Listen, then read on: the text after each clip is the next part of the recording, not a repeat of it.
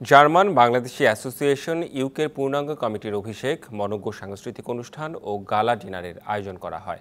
London থেকে জুবায়ের আহমদ জানান, পূর্ব লন্ডনের বাকিংয়ের রিপোল সেন্টারের হলে এতে প্রধান অতিথি ছিলেন বার্কিংয়ের mayor Moin Kaderi.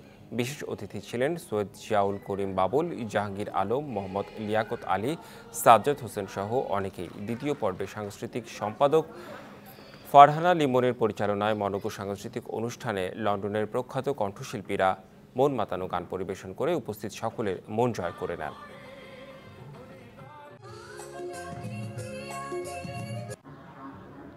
German Bangladesh association UK থেকে আমি একজন প্যাট্রন হিসাবে এই অ্যাসোসিয়েশনের সম্পূর্ণভাবে সর্বাত্মকভাবে চেষ্টা করেছি সুন্দরভাবে একটা সংগঠন তৈরি করতে, এবং সেটা আমরা করতে পেরেছি এবং আমাদের হয়েছে। আমাদের অভিষেক আজকে করছি আমরা সবার কাছে দোয়া প্রার্থী।